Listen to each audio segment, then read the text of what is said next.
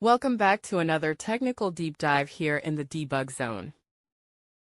Today, we're tackling a big question and breaking it down with insights from other users.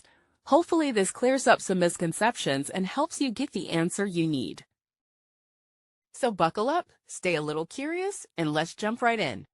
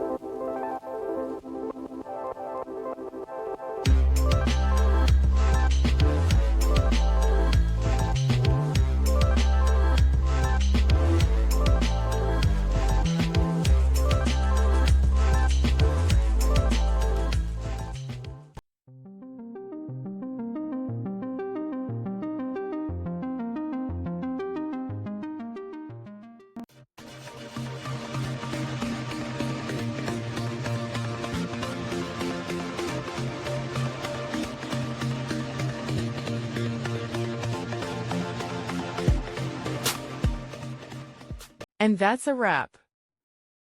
I hope you found the answer you were looking for.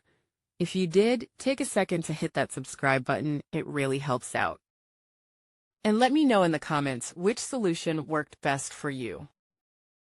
See you next time in the debug zone.